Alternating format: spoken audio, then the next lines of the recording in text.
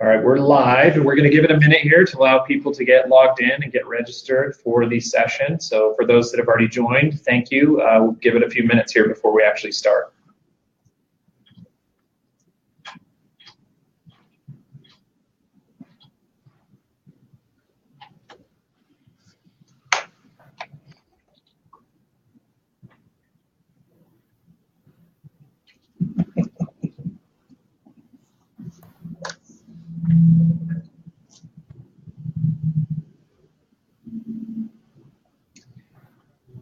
Thank you for joining. We are just allowing others to log in and register here for the demystifying of the ELD mandate session. So we will start here in just a few minutes.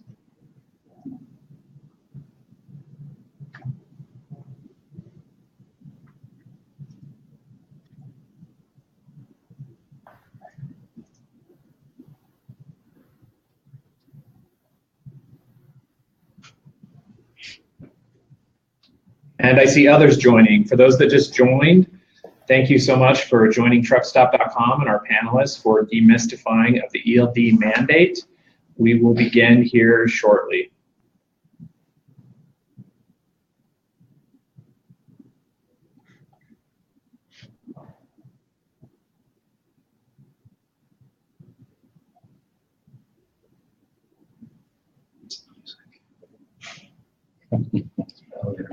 Elevator minute, yeah. All right, we'll give it another minute here before we start.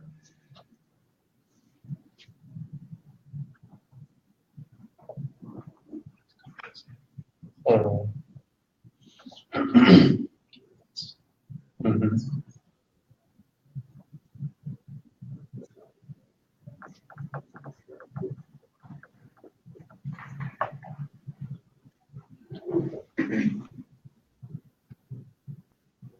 let me start at 3.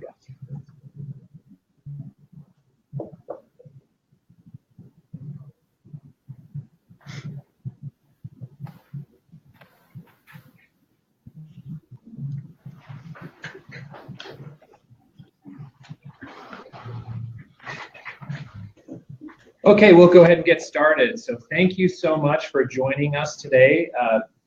We are covering everything around the ELD mandate. So our goal today is to demystify all the ambiguity that exists around the ELD mandate and what it means for you. Thank you again. This is put on by truckstop.com, but we'd like to extend a special thank you to our panelists. We have David Gray with Glostone Trucking Solutions. We have John Gaither with GPS Insight, and we have Miguel Garza and Flo Doherty with Omnitracs joining us today. So we have a panel of experts here to answer all your questions around the ELD mandate. So, but before we do that, we want to go around and introduce our panel here real quick. So Dave, we'll start with you. Tell us a little bit about yourself and about your company. Oh, thanks, and thanks for inviting me. Dave Gray with Glostone Trucking Solutions out of Portland, Oregon. We're primarily a regulatory compliance company where we help our clients navigate all of the red tape and regulations. I've been doing it for the last 20 years. As it relates to the ELDs, we vetted a number of products, providers, and we selected Geotab as a supplier of ELDs that we resell.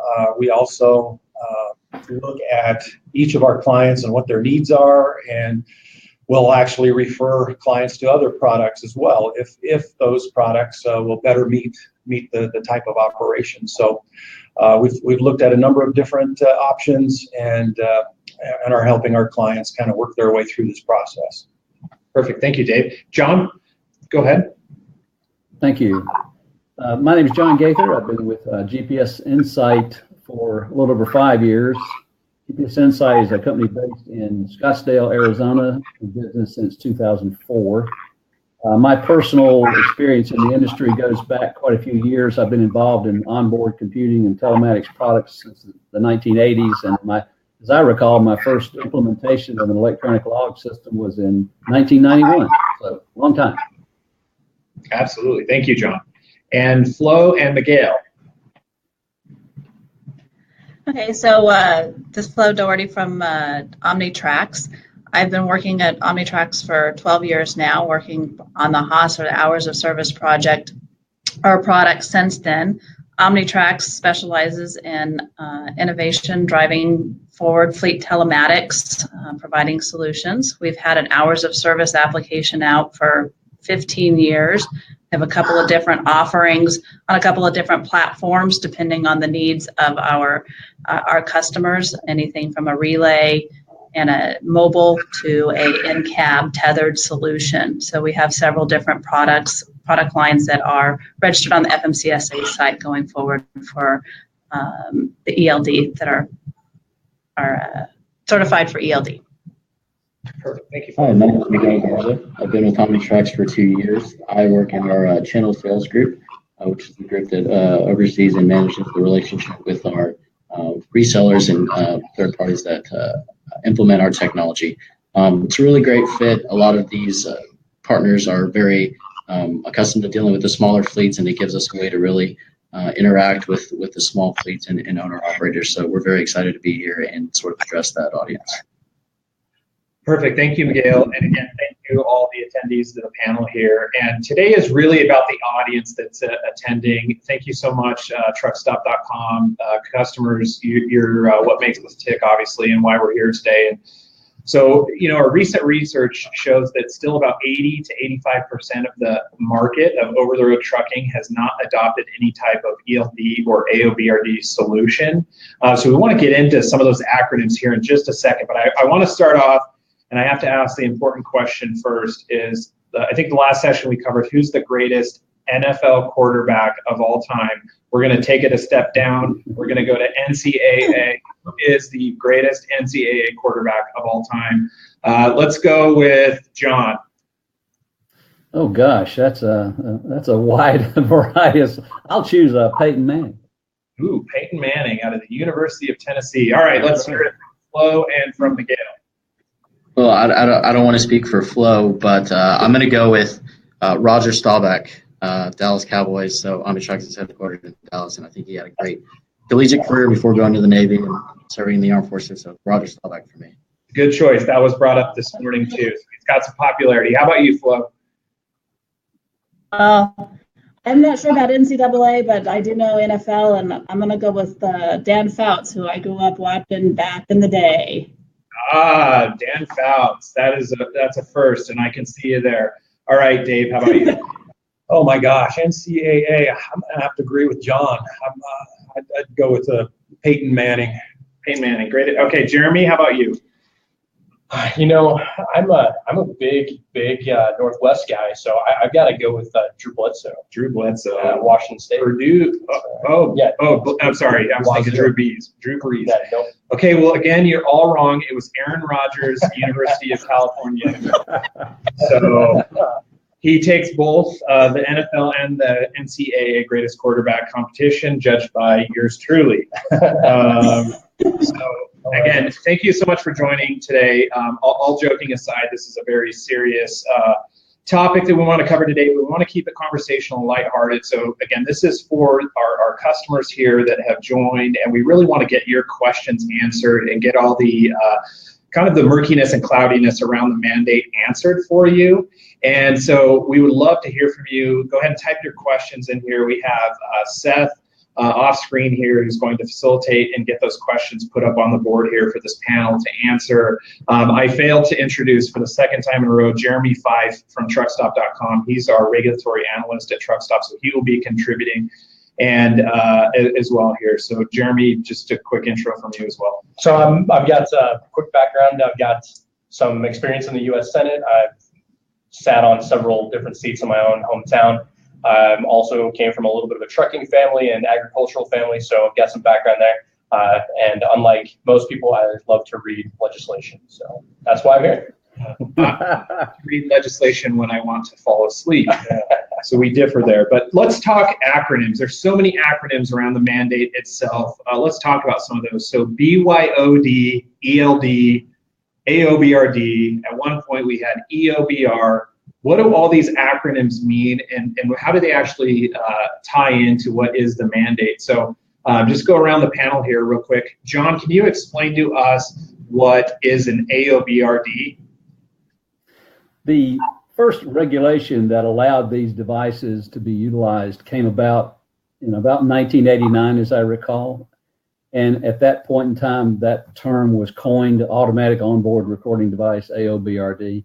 And with some changes through the years, that has really been the standard by which electronic driver log programs have been judged as compliant or not. And so the regulation has been around for a long time. Essentially, they are the wording of that regulation is less specific than the ELD mandate regulation is, but still specifies many things that devices have to be able to do in order to be self-certified as compliant with that regulation. And so as it relates to the mandate, is an AOBRD considered acceptable per the implementation timelines? It is. AOBRDs are acceptable and can be used by fleets on their existing vehicles for an additional 24 months. I believe the actual date, the deadline for that, I believe, is December the 16th, I believe, in 2019. And so they're able to be used, provided they are used on vehicles that are the same ones that were in service on December the 18th, or on vehicles that were traded one for another, but not on new vehicles that are added to the fleet. Perfect. Thank you, John. And Flo and Miguel, what is an ELD, and how does somebody become an ELD certified ELD? So an ELD is electronic logging device that is actually connected to the ECM on an ongoing basis. So it goes beyond what AOBRDs and the AOBRD regulation, which is currently out there. It's a lot more stringent to be an ELD compliant device. There's a lot more monitoring, data diagnostics and malfunctions to look for tampering, look for connectivity. Again, just ensuring that as we're doing automatic transitions and we're tracking mileage, and we're tracking driver usage, that it actually has connections to the ECM and that the data that it's collecting is actually accurate and representative. So that's kind of the difference between an AOBRD and an ELD. The requirements around what it takes to have a logging device connected to the vehicle, to the ECM, is a little bit more stringent. Perfect. So, question for you here. If I'm a consumer and I'm looking at a solution, is it okay for me to adopt an ELD December 31st of this year? Or can I get an AOBRD still? Which of the two should I choose? December 31st, you have to go with an ELD. If the deadline is December 16th, if on December 15th, you're still able to put in an AOBRD. But after the deadline, if you're going to purchase, you've got to purchase an ELD. Perfect. So December 1st, I can purchase an AOBRD and be okay. Correct. For the mandate, but post that December 16th timeline, I must have installed a certified ELD device, correct? If you're installing a new unit, it must be an ELD after that deadline. Okay, so perfect. Jeremy, would you do us a favor? Would you talk about the 3 phases of the implementation timeline, where we're at today, that December 16th date, and then what would be the final phase, or phase 3? So yeah, that's a great question. So first off, right now we're in the implementation phase, and that implementation phase starts on December 18th. So right now, if you're using paper logs, you're perfectly acceptable to continue using those paper logs until December 18th. If you have something installed at that point, then you're good to go as long as it's an AOBRD or ELD. If it's anything after December 18th, it has to be an ELD. And at that point now, we're into the mandate. So anything after December 18th has to be an ELD. Anything prior can be an AOBRD. Come December 16th of 2019, you have to only have an ELD installed in your vehicle. If you have anything else after that point, then you're out of compliance and you run risk of multiple concessions that you're gonna have to end up paying, or some sort of out of service designation that you're gonna be placed on by the FMCSA or CDSA official. Perfect. And it looks like we actually have our first question here. So it is coming from Roberto, and it says, my company hires owner-operators to pick up freight. When does the clock start for an owner-operator when he goes to the shipper or when he starts his truck? So it's an interesting question, and I'll ask this actually in two parts. The initial question here, when does the clock actually start? And then any feedback that you guys would have around coercion, because I think that's where this question is actually heading. So we'll start with Flo this time and Miguel. Can you guys get the question for Roberto here? Yeah, so the clock starts when they've accepted a load and they turn the engine on and start driving towards the to the shipper. That's when the clock starts.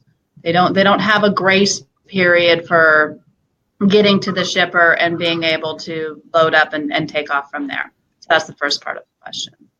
Perfect. And for driver coercion, I'll just open it up to the panel. Who would like to field that question? This was actually brought up on our previous session as well.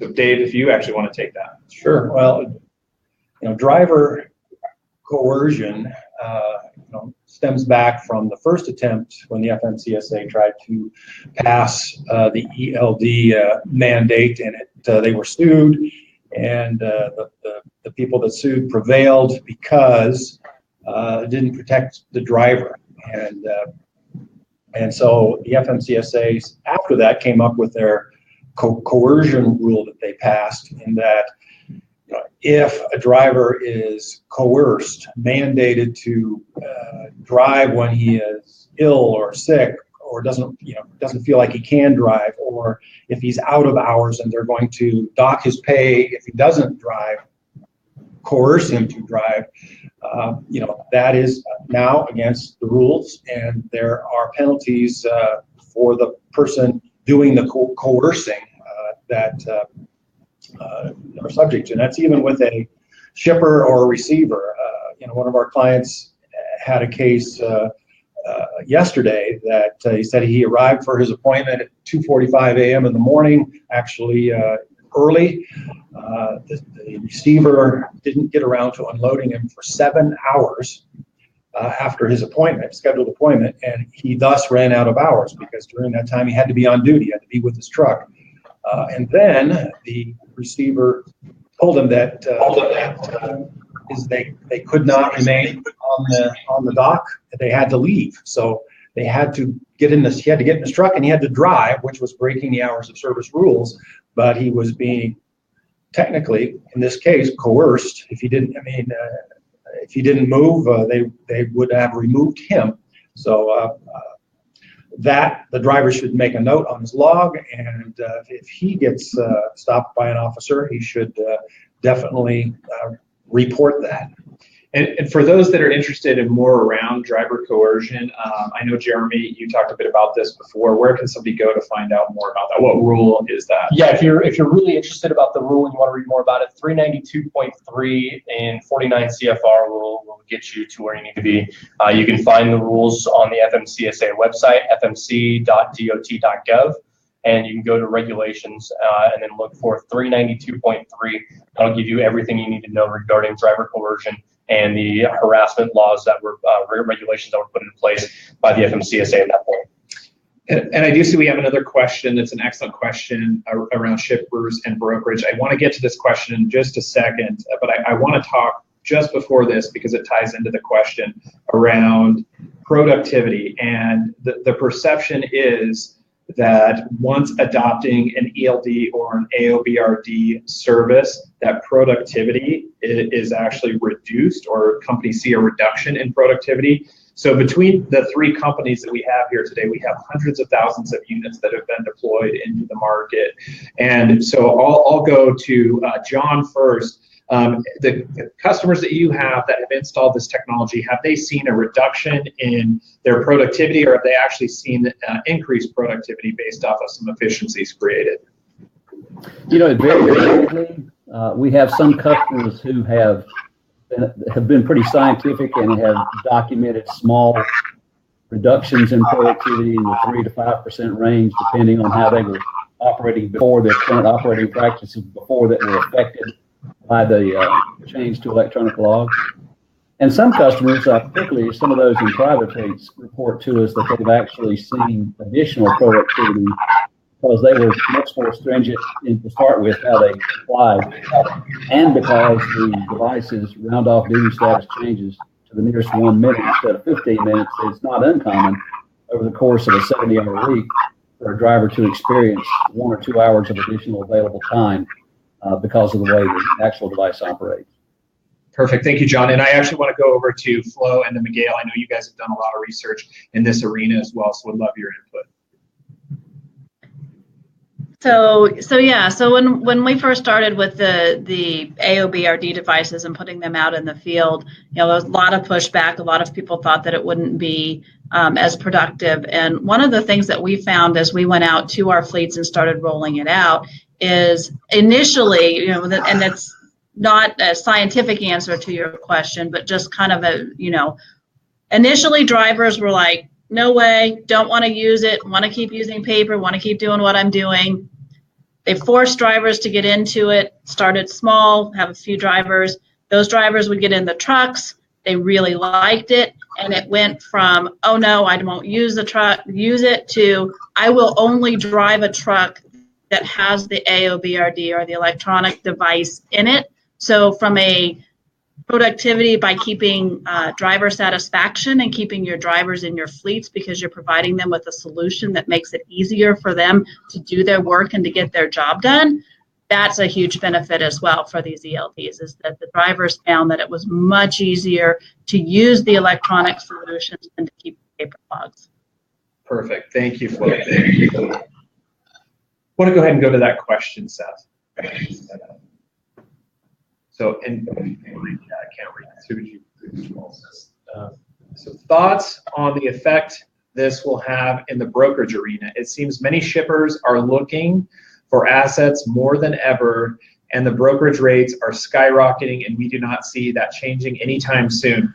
So I'll actually take this question here in the beginning. We love the feedback of the panel on this as well. But what we're seeing on the truckstop.com side is it's really a combination of a lot of different things. We've had, unfortunately, these natural disasters that have occurred in Texas and in Florida. Last year, we saw kind of the situations with the polar vortex and some of the winter storms that happened. And so that really, kind of has its impact around the supply chain in general. And then you also take now the uncertainty and the ambiguity behind the mandate. A lot of the folks, some of the doomsday research pieces out there have shown that 20% of capacity is going to leave the market. And so I think you're just seeing this diabolical fluctuation in rates and uncertainty in rates because folks are trying to lock down capacity to procure that freight movement. And so I think that has a lot to do with what we're seeing in the market in terms of rates and rate fluctuation. Our research shows that somewhere between 2 and 4% of the market may leave the industry. I don't think it'll be as drastic as 20%, but it's obviously the uncertainty that's being created that's causing this fluctuation in rates. And then again, going back to the combination of the ELD mandate and these natural disasters that have occurred, I think this year is it's really been an exceptional year. So that would be my 2 cents around the rates and what's happening with rates. We're seeing it on all different sides. Of course, we have solutions out there, not going to plug TruckStop it in terms of our rating engines, but there are some ways to understand demand and capacity and market conditions. I would open it up to the panel as well for any feedback that they have.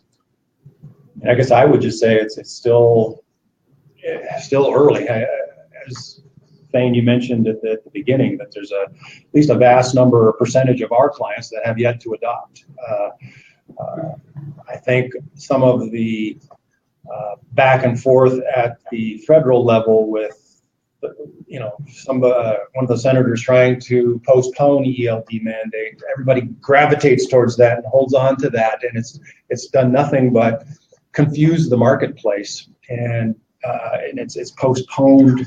I think some of the deployment that should have happened by now, and between that and the disasters, as Thane was talking about, it's hard to pin it down.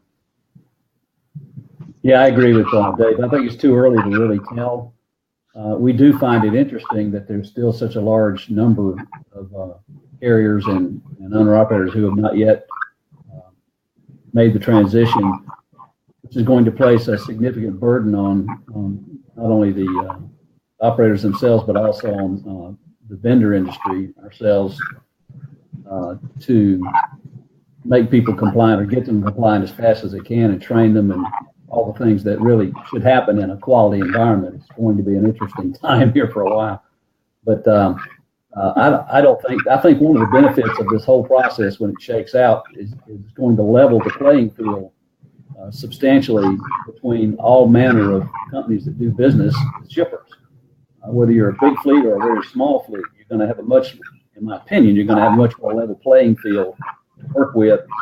And small companies that have been subject to the kind of stories that you told earlier will not be subject to those kind of things nearly as much. And I think that's going to be a great benefit to the smaller carrier industry. Agreed. Thank you, John. Flo, you're shaking your head. So I was just going to agree with John. I think that, from a lot of respects, for the ones that are using the owner operators that are really using the brokerage firms who are really trying to get out there and utilize those with the low adoption rate so far, we're not going to, we don't really know what the impact is going to be. And, I agree, as this next 6 weeks is going to be interesting from a vendor perspective, making sure that, we have training materials that, these, individuals that are getting the new systems actually know how to use them come December 18th. It's an excellent point. This is a perfect segue. Something that I personally want to cover. I want to dispel this. So there seems to be confusion around that December 16th date and what the CVSA has come out and said would be the out of service enforcement date of April. So would love the panel to chime in here and get your opinions on what is the difference between the December date and the out of service date of April, and what could somebody expect during that timeline as an owner operator or as a carrier company. And so we'll start actually with Flo. Okay, so the difference between the two dates is the December 18th date, 2017, is the compliance date. That is when the regulation for ELD, that's when the mandate goes into effect. Starting on December 19th, CVSA inspectors could actually cite a truck for not having proper logs if they do not have a device, like an AOBRD or an ELD device in the truck. The difference is that the FMCSA, as they have said, that they will not issue out of service initiative or notifications for not having proper logs until April 1st, 2018. So that's the difference. You'll get cited, you'll still have the points taken, it'll be a violation, you just won't be put out of service until that April 1st date. I'd like just to add that that is very true, but we just had a client this last week have an ELD, still in the learning curve trying to use it, was not doing his logs, paper logs, as a backup. So basically he had nothing, and he was put out of service. So December 18th through April 1st, if you don't have an ELD, make sure you're still doing your paper logs, because if you don't have those and you don't have an ELD, they'll still put you out of service. So good point. Yeah, and to that point, to kind of piggyback off this, is they're not going to put you out of service and make you wait until you have an ELD unit installed, which is very much what they had initially discussed. What's going to happen now is if you don't have your logs correct, or they don't feel you have your logs correct, you don't have an ELD, they could put you out of service for 10 hours to make sure that you're on track, at least for that day. They could also make you do a full 34-hour reset and make you do it for a full week. So, I mean, what Flo and what David both said are completely true. You just got to make sure that you know that your logs are correct and you have everything put in, all your ducks in a row, so that agent that you're talking to sees the same thing. And furthermore, I'd like to go a bit further. The impact of the citation cost is very real. And depending on who pulls you over and puts you out of service, or whoever writes you the ticket, it could be a state officer, it could be a federal officer. If it's a federal officer, the chances are the citation cost could be substantially higher than perhaps a state officer who has more discretion about that subject might might charge you for. And those fines can escalate very quickly, not only for the driver, but also for the fleet. It can get very, very expensive in a hurry, particularly if they put you on a verbal or a nonverbal list and they start picking on your fleet. It can really get expensive in a hurry. Absolutely, John, and that's important to note is you can still get a citation in summary. They just would not put you out of service. So the mandate is still happening. So let's pause there for a second. I want to talk and just go back out to the audience. Please feel free to post your questions. We'll get to those as soon as we can, and want to encourage you to ask those questions. But let's talk about the mandate. Again, another area that there seems to be some uncertainty, and going back to the purpose of this is demystifying the mandate, is that there's some legislation out there by a congressman out of Texas that is still lingering out there. And so I think a lot of folks think that the mandate may not happen. What are the thoughts around Senator Babin and ruling 3282 of actually happening? And maybe that's part of the reason why we still see such a large segment of the market not moving to adopt any of these technologies. So, John, if you want to take that one first. Well, I think this is going to be a personal opinion. That particular legislation doesn't have a lot of support in the Congress, that of the kind of support that would enable it to move forward. And so, and it's useful to remember that Congress is the body that demanded that this happen in the first place. So there's not a lot of incentive for the Congress to overturn the legislation or even just significantly delay it. This process has been in place for many, many years, and the announced date of the regulation was 2 years ago.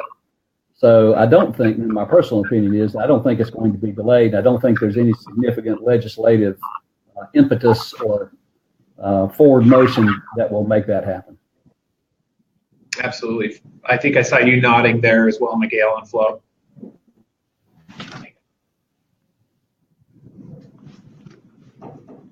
Yeah, I was just going to say I would agree that the risk far outweighs the reward in waiting to adopt. I think there have already been a number of challenges that have already been defeated and tried to work their way through the legal system, and they've not been successful. So we don't anticipate any sort of legislation delaying or reversing the mandate in any way. So let's talk, it sounds like the mandate, I think everything that we're seeing on our side as well is going to stay into effect. So let's talk a little bit about what the expectation is, with this mandate actually happening in a roadside inspection. So with these different jurisdictions and having a ELD installed, Dave, what would a truck operator expect during a roadside inspection? Well, initially, right after the implementation, I would expect a lot of confusion. I mean, you've got the carrier trying to learn the back end of an ELD system. You've got the driver trying to learn the front end of the ELD system, and you've got all the enforcement folks trying to learn all of the different ELD systems. I think at first it's a learning curve for everybody. I think the enforcement folks will take they'll take a fallback position and want to look at the screen because that's what they know. The data transmission part is I think weak at best as far as training at the enforcement level. A lot of it still needs to be done. So many of these officers will want to look at the screen, or they will go to some questions to see if the driver knows his ELD, his or her ELD. How many hours do you have left in your driving time? How many hours left do you have in your workday? How many hours do you have left in your 7-day period? And if the driver can answer those very quickly and readily, the officer more than likely through this transition phase is going to say, okay, I've got a level of confidence, you know what you're doing, and you're legal. Go. But I think as time goes on, the data transmission and which is the primary method the FMCSA wants to see in a log audit stop, those will happen more and more and more as time goes on. Agreed. Going back to the panel, I see, John, it looks like you have a comment. Well, I tend to agree. I believe that it's always been true that drivers have always had the responsibility to be able to provide and demonstrate to an enforcement officer that he understands the equipment and that he can demonstrate the necessary screens to show compliance and today's log, the previous 7 days, all those things. So I believe that will continue to be true. And the other question that the industry seems to have is from the enforcement side, there's going to be some machinery needed in the hands of enforcement officers to receive this data electronically. Who's going to pay for that? You know, how are they going to fund that machinery that the enforcement officers will be expected to have? You know, that's not going to happen on December the 18th. And so it's going to be interesting to see how and when those data transfer methods are facilitated with the necessary machinery that the enforcement officers will need to have. So it's going to be an interesting process. Absolutely. And Flo, Miguel, I want to go to you. What recommendations would you make to an operator during a roadside inspection during this timeline? Is there best practices that you would suggest? So again, the best solution is going to be able to hand the device or hand the unit to the officer. A lot of officers are used to using AOBRDs, which just have the visual display, knowing we have the cab cards that kind of walk them through. If they want to do a data transfer, they can do it. But I think that really using the display and going through and showing the officers what the ELD mandated display items are, because that's different under the ELD than it is under AOBRDs. It's a lot more stringent. So if they can show and say, look, my device has all of the information, it's recording the stuff as recorded and as needed in the mandate, that's going to be their best option, at least initially. Agreed. Thank you. An important note. So one of the things that we hear constantly at truckstop.com from our customers and just out at industry events is there seems to be a certain level of concern around who has access to this data. And there's just this big pool of data around the hours of service information coming off of these devices. And so Flo, I want you to fill this one, and Miguel as well to start here. Who has access to ELD and AOBRD data, and how secure is it? So within the system, within our system, so the FMCSA mandates that telematics solution that we keep the information for 6 months. So within our systems, our back office systems, it does keep the data for 6 months. It is encrypted. It's locked. You know, it's in a storage mechanism that's not accessible except via the front, via the websites that we give. We do user authentication to prevent access, from unauthorized users onto the systems. The actual devices themselves will only keep 7 days worth or duty cycles worth of data on it. So we limit the exposure on the actual device because we're only keeping a duty cycles worth of data. The FMCSA, the new electronic transfer that came in with the mandate is fully encrypted. And right there, they actually have some security measures in place to ensure that we're sending encrypted data. Since we are now required to keep personal identifying data, driver's license numbers, VINs, things like that, which is a lot more. We weren't having to do that under AOBRDs. We put a lot of protections in our systems to ensure that we're not exposed to losing that data. So John, I'm a hacker. I'm sitting at a truck stop. I'm using an ELD system. I try to tap into your system using, let's just say, Bluetooth connectivity. That's going to be, I can rest at ease. I have some peace of mind knowing that that is not accessible. Is that accurate? It's accurate. If you're using a laptop at a truck stop and you're using it to secure access to a secure site, but the hacker then understands how to take over your privileges, that's an entirely different risk. But as far as the data that's being stored, our system mirrors much of what Flo was describing in terms of security, redundancy, and privacy. So I think the major danger for that person sitting at a truck stop with a laptop is whether or not he's taken sufficient privacy controls himself to make sure that his own personal access is not compromised, rather than the access for the data that's stored on the backside. So in summary, I think it's fair to say this data isn't just readily available to whoever wants to have access to it. It's not stored for extended periods of time. It's not just like the proverbial big brother's just out there analyzing and looking at this data. It's very much protected and private to the driver level. Is that fair to say? Yes. Yes. Absolutely. I think we have a question here that we want to get to from Luke Kibbe. So we'll look at this question here, and it says, there are some drivers who don't possess the language skill required in Part 395.11, but have learned just enough to get by, and or have been given political or social correctness latitude by enforcement. How will ELDs affect these drivers? So this is an interesting question. Dave, if you want to start here. Well, through this ELD enforcement process, there's going to be more conversation between the enforcement officer and the driver, especially at the beginning. And the driver needs to know how and be able to explain how his ELD works as part of the regulation.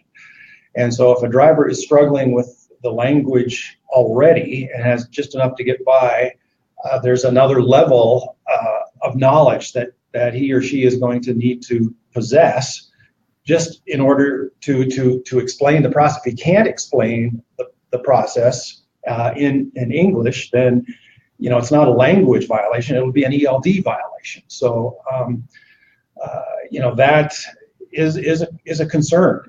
And drivers, my recommendation is drivers need to know all about their ELD to be able to explain it sufficiently to the enforcement officer in English.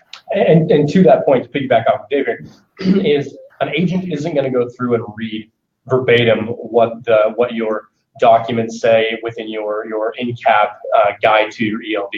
That's not for them to know about. That's for you to know about as a driver. And at that point, then you can explain that to the CVSA official in order to make your roadside inspection as clear and as concise and as quick as possible.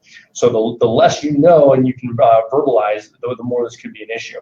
And again, they're going to want to see that you have a manual, but that doesn't mean they're going to read the manual themselves. Right. So best practices again, Flo, John, if you guys want to chime in on perhaps best practices around that communication and how to effectively do that during a roadside inspection. Well, the thing that I would add is just that the drivers do need to educate themselves on how to use the device and understand what they need to present to an official or an officer. I think one of the really good sites that's sort of unbiased would be ELDfacts.com. But even more, when selecting a device, you want to make sure that the infrastructure behind the company, the customer service and support team, the training materials, that sort of thing could really be a big thing to consider if you feel that education is going to be something that you're going to struggle with because of your driver base.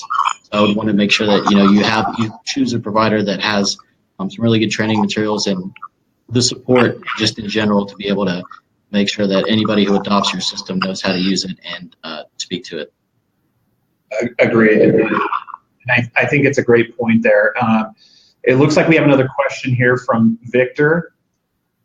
And let's go to that question now. So what about local drivers driven around 60 miles only? So this actually, I want to open this up, Victor, to a broader topic. Again, maybe perhaps why some of the folks have lacked going out and adopting an ELD or an AOBRD is because they feel like perhaps they're exempt, and there seems to be a lot of confusion around what is an exempt person from the ELD mandate and what is not. So, from a local driver perspective, I'll let you field that one, and then perhaps we can just open it up to other exemptions that are out there for the mandate.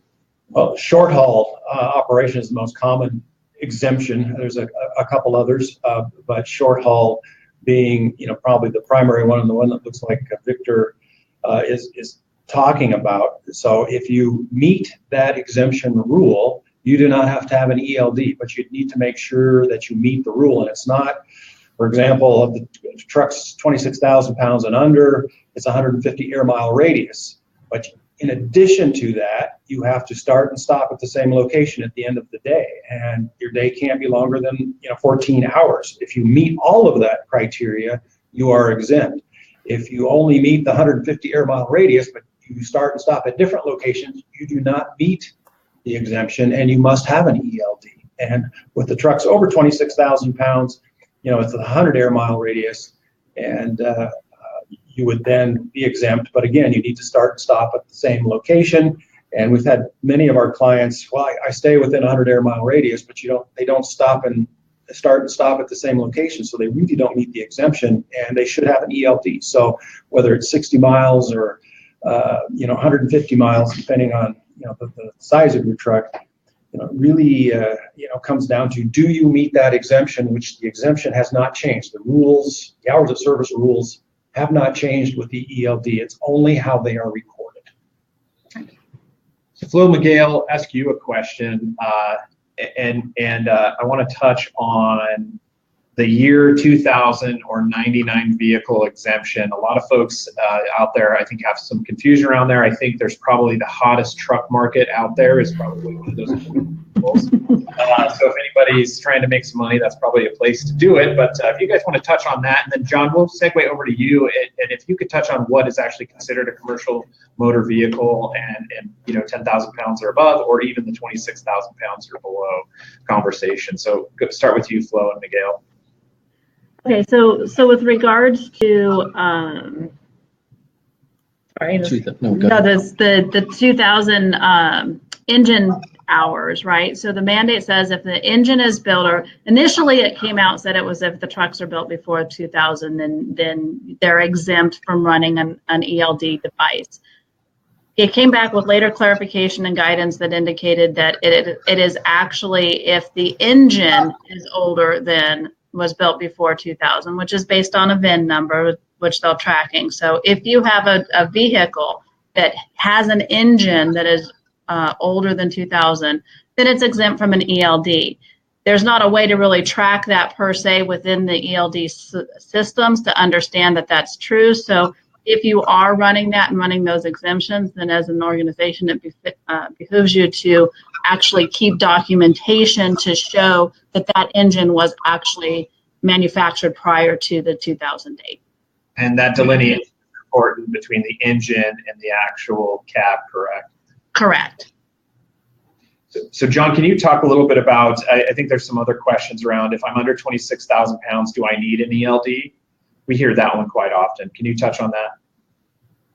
Yeah, I think it's useful as we answer this question, it's useful to remember what Dave said a couple of minutes ago on that subject, and also to remember what defines hours of service compliance to start with. If you're required to keep a driver record of duty status, or RODS, another acronym, then none of that has really changed regarding the type of vehicle that you drive. So if you're required to keep logs today because of what you do and how you do it, then you're probably going to need an ELD.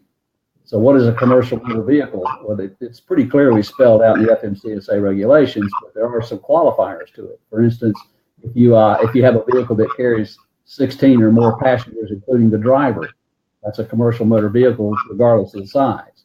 If you have a gross combination weight of 10,000 or more, we have some customers that are in the construction business that have pickup trucks, and they don't even have an ELD on them most days, but some days they pull a heavy trailer, and all of a sudden it's a commercial motor vehicle required to have an ELD.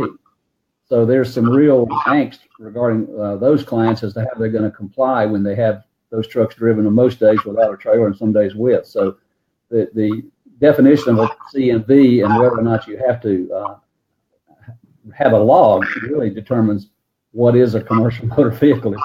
I understand it's confusing sometimes, and that's just the way it is. But FMCSA, to their credit, has a very extensive website regarding this and many other subjects regarding the ELD mandate and all the technical questions resolving around it. I check on it weekly, and I have to give them credit. They have populated that website with a lot of additional information, even in the most recent weeks.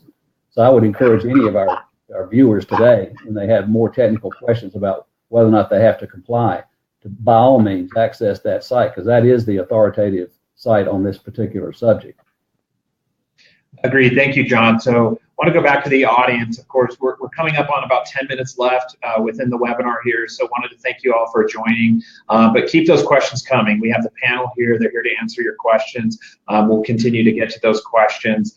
Want to touch on what the ELD mandate is. I think we've done a pretty good job of that today, and I appreciate all the contributions here. But let's talk about maybe what it isn't. And so, touching on IFTA and IFTA tax reporting, that's always a question that comes up as it relates to the mandate. And so, does the ELD mandate and plugging a telematics device into your vehicle, will it calculate the mileage tax appropriately for an IFTA tax report? And let's go ahead and start with Flo for that one. Okay, so you kind of stated two things there when you said when you attach a telematics device to your truck, because those are actually a little bit different, right? So the mandate itself does not have the granularity needed from a recording perspective to satisfy IFTA, okay? However, organizations and providers do provide telematics solutions that can track and can get the mileage appropriate to offer IFTA solutions, either a homegrown IFTA solution that they provide themselves, or to provide the data for a third-party IFTA solution provider. So that's the difference. A telematics solution will be able to get the granularity needed to help with an IFTA solution. ELD in and of itself does not provide that granularity. And can you explain why it doesn't provide that granularity, Flo? For IFTA, the IFTA solutions require that you actually have tracking of mileage on a very frequent basis to understand from a jurisdiction perspective how many miles were in particular jurisdictions. The mandate only requires that we're capturing odometer or engine hours, that mileage data at duty status changes. So as a particular example, let's just say you're driving a truck and you drive across a state line. There's nothing in the mandate that says that we have to record that you crossed a state line and what the odometer reading was in each particular state. Perfect. Thank you for that, Flo. I want to go into and segue off of that into personal conveyance. This is a question we get a lot as well. John, can you explain how personal conveyance works within the mandate? Yes. When an operator chooses to be in a personal conveyance mode, of course, he has to understand the limits and the limitations on what FMCSA will allow in a personal conveyance mode. First of all, obviously, doesn't have to be under dispatch, shouldn't have a loaded trailer, shouldn't have a trailer at all. There's other things other than that. But when you're in that mode in the ELD definition, your location identifiers are degraded from a requirement of 1 mile accuracy to 10 miles of accuracy when you're in the personal conveyance mode. And that also harkens back to the harassment issue and the privacy issues that were challenged initially in the original ELD rule that was changed in the subsequent rule. So in personal conveyance mode, it's essentially off-duty driving under allowed conditions that are generated by the driver himself, and your location information is degraded to a 10-mile reference for privacy reasons. Thank you for that, John. Go ahead, Dave. I'd just like to add, it's really the company decides whether they will allow personal conveyance for their drivers. Allowing personal conveyance, I can tell you the enforcement folks that I've talked to are already predicting that this is going to be a loophole that is commonly accessed to further the load without officially having driving time. And enforcement folks are going to be watching this very carefully. The definition of personal conveyance has not changed. It's still the same as it was, but it's the rule, when you read it, is fairly, it's not specific. It's up to enforcement's discretion as to, if you're really on personal conveyance, you cannot be doing anything to further the load to benefit the company. You're just simply driving to dinner or to the grocery store, and that grocery store needs to be reasonable distance. If you're in the city, that reasonable distance might be 1 mile. If you're out in the country, that reasonable distance might be 10 miles. we had a story from one of the enforcement officers. A guy stopped him in Oregon, and he said, well, I'm in personal conveyance, and I'm headed to Spokane, it's a couple hundred miles away, because there's a good steakhouse there. I'm going to dinner there. And that just so happens to be where I'm going to pick up my next load. Well, obviously that does not qualify as personal conveyance, and the citation is written. So be very careful with personal conveyance. It is something that enforcement is going to watch carefully. Thank you. Other exemptions that are commonly used in those situations are also going to be more focused upon, like the adverse conditions rule, for example. That's another possible loophole that we think some people will attempt to employ to do the same thing. Yeah, and it was interesting. I watched a CVSA webinar a week ago, and it was really, they touched on the idea of they're not trying to get so granular and crack down on, we've heard, okay, I'm 2 miles from my house, I run out of hours, that additional couple miles, I'm not going to be able to drive home, I'm going to be shut down.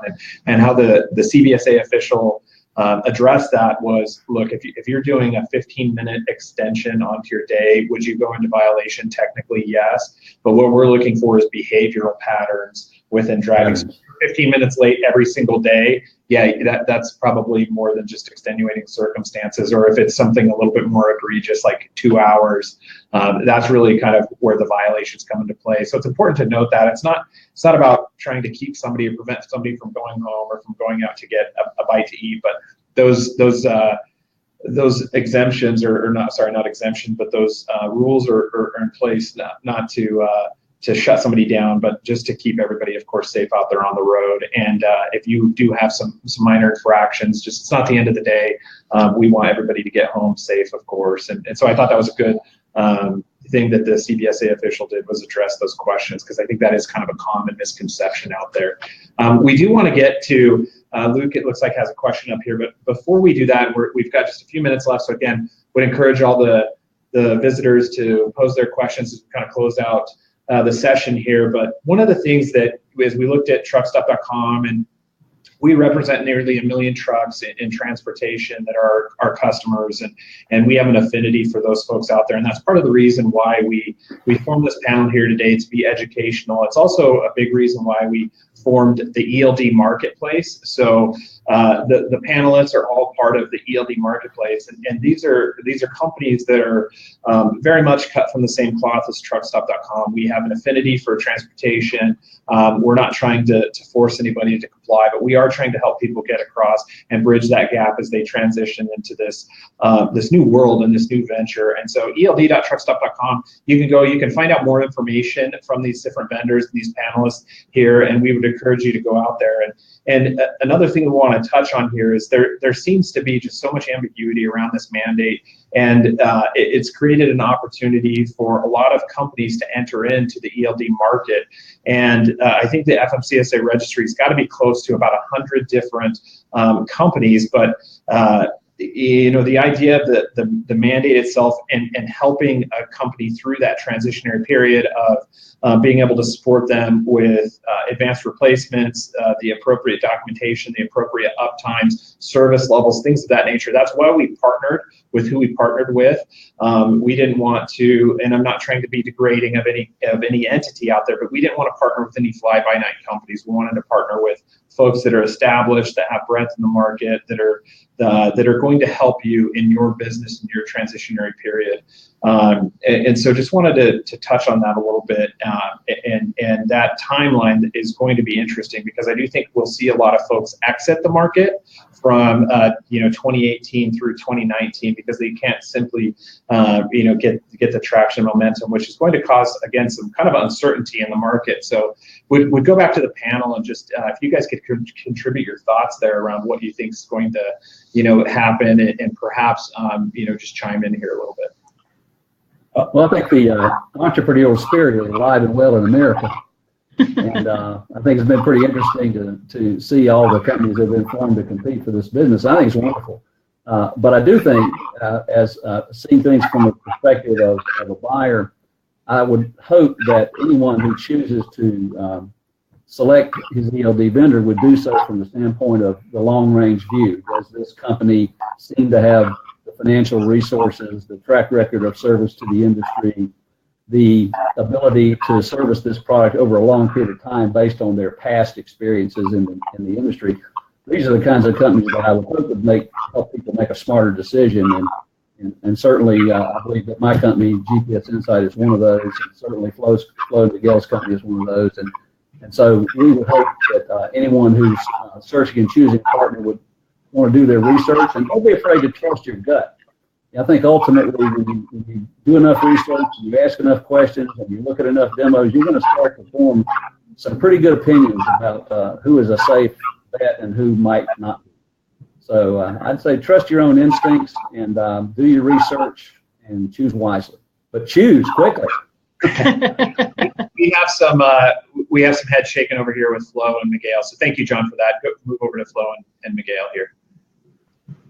So I would just add, research is a big part of making a decision, and I think the companies out there view this as a big opportunity, and some may be purely focused on transportation. Others may be ventures that are backed by others, and so I can tell you that with our company history, at least, we've been involved in transportation for 30 years.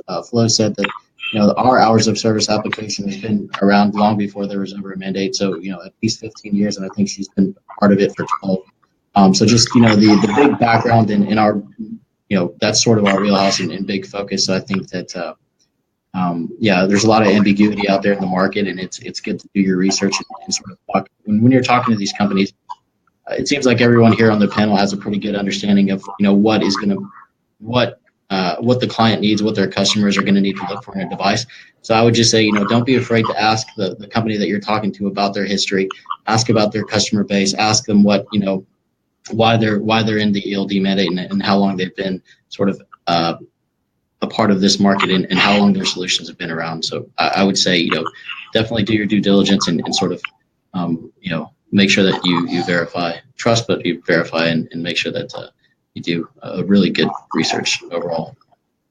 Excellent. I think we got Luke's question. There is one more. I know we're a little bit past time here, but I want to get to Maria's question here real quick. And I'll start with you, Dave. What about owner-operators that are intrastate operators? How does the ELD mandate affect those drivers? So let's say is it inter or intrastate? Drives interstate. So yes, being an owner-operator is not an exemption to the ELD if you drive interstate. If you drive intrastate, never leave the state. The states simply adopt the federal hours of service rules. Actually, they adopt the entire FMCSR rules as part of their state laws, and the feds use their state enforcement partners to enforce that. So some states have to physically adopt it each legislative session. Some states have an automatic process where it happens. I know Texas, Florida, Nebraska, California will soon do it, will actually pass specific regulations based on requiring their intra-state drivers that ELD will be the method to record those hours of service. Their particular state rules for hours of service will still be maintained, but it needs to be recorded in an ELD format if they don't meet the exemption. Perfect. And we will do one last question here, and this will be round robin. So what is the number one recommendation that you would make for those that have not gone out and adopted any type of ELD or AOBRD technology? And we'll just go round robin, starting with John. We would recommend anyone in that situation to quickly conclude your research. If you need to do a brief pilot demonstration program, do so in a matter of, I used to say months, now we'd say weeks. But make your conclusion as quickly as you possibly can and get that equipment on there, train your drivers how to use it, and be compliant on December the 18th so that you don't suffer citations and eventually suffer out of service situations. So, the time is past for thinking about it. The time for action is really right now. So please move ahead as quickly as you can. It's going to be, you don't want to find yourself having to settle for second best. When you've found the vendor that you think is right for you, you don't want to call that vendor up and find out, well, we're out of stock, we don't have any inventory for the next 30 days, that kind of thing. So there's going to be a lot of stress on all the vendors to make this happen, and the installer. In some cases, installation contractors are already being scheduled out by weeks.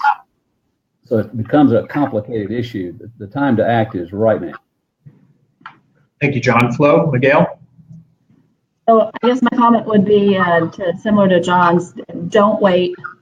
Go out this afternoon, look at the FMCSA, look at the registered devices, start doing your research, right? I mean, everybody that's a compliant device has to be registered on the FMCSA site. You need to get out there and look at it, go through it, and do your due diligence, but do it as quickly as possible. We're talking 6 weeks here. 6 weeks is not that long. It's going very, very fast. Dave, we'll round it out with you here. I would echo those comments. It needs to happen quickly because there's a learning curve involved. It's just not something that you can go out and plug in and be totally accurate tomorrow. It takes some time to get through the learning curve and getting the system set up, and how edits are made. All of those things need to be worked out before the mandate.